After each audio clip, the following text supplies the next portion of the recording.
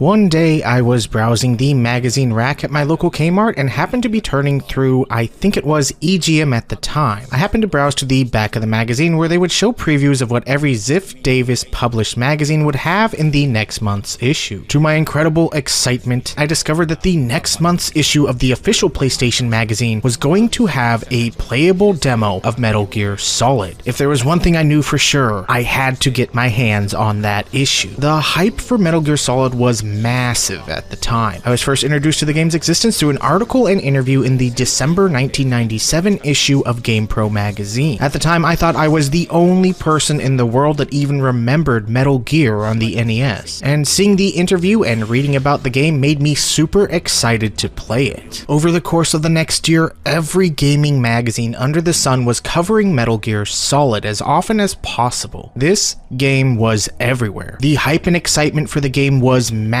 and I'm sure I'm not alone in saying that I wanted to play this game so badly. Up until this demo hit, the closest thing we could get to playing it was looking at still screen images in gaming magazines and reading preview descriptions of the game. At this time, the internet wasn't a big thing in our lives, and there were no video platforms around to show fancy trailers or gameplay samples. What we had were still screens, descriptions of the game, and our own imagination. You would look at the screenshots, read the details, and then imagine what it was like to play the game. When the game hit, it either lived up to or surpassed what you imagined it would play like, or it was a disappointment. Sometimes it was completely different from what you imagined, but in a good way. With 56K internet, there was no YouTube. There were no streamers with early download codes to show the game off. Just downloading a 30-second low-res clip of a game from IGN would take hours. If you weren't in the industry, going to E3 and other shows, the only way to see a trailer or to play a game early was through demo discs that came with magazine publications, or through things like PlayStation Underground, which was Sony's demo disc magazine that would send you demos every 2 months. When I finally got the demo home, man, it did not disappoint. I tried every move I had read about in the magazines, knocking on walls to get the guards' attentions, using a guard as a human shield, having the guards follow your footprints in the snow, playing in the box. I even recognized some of the sound effects and music from the NES version. I don't know how many times I played through this demo, but it was a bunch. It was so amazing to finally play Metal Gear Solid. It's simply one of the best and most influential games of all time, and this was such an awesome time to be a gamer. 1998 was an amazing year for gaming. After getting done with Metal Gear Solid, there was another demo on the disc that I was also super excited to finally play, and that was Soul Reaver. The Soul Reaver demo is short and pretty basic looking back at it now. It had a more primitive combat system than the final game, which got delayed a couple of times. However, I didn't care how short the demo was, I still played through it a ton of times. Part of it was,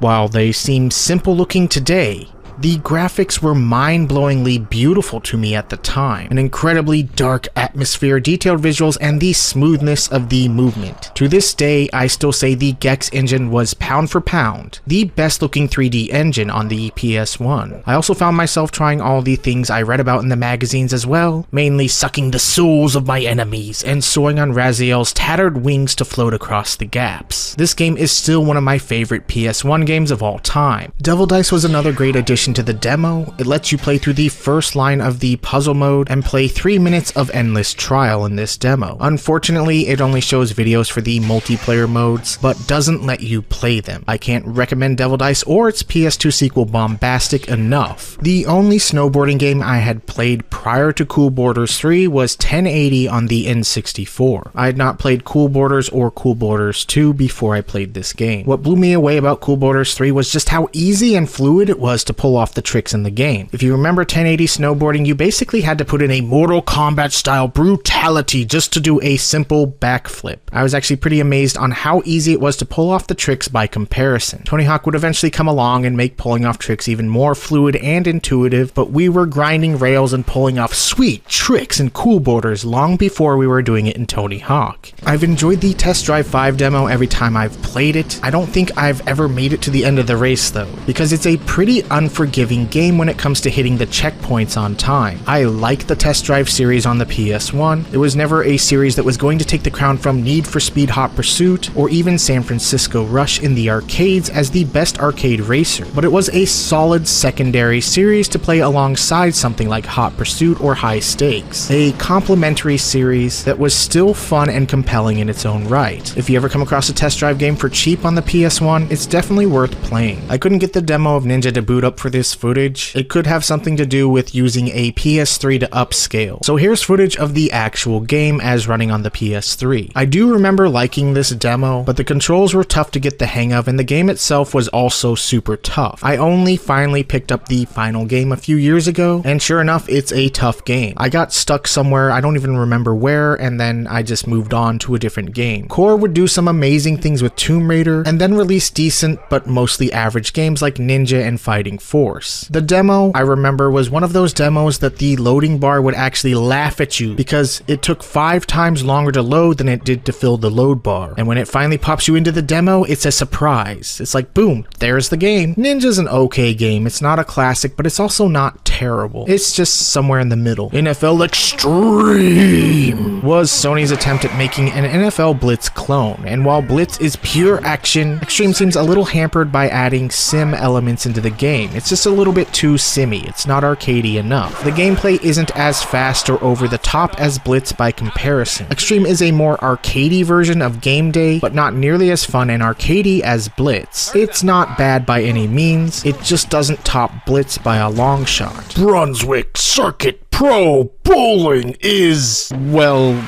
it's a bowling game. If you're into bowling, it'll be a lot more interesting for you. As for me, I think I've played this demo only 3 or 4 times ever. The AI in the game is cutthroat at the game. I did manage to win, but it was very close. This isn't a bad bowling game, it's just bowling.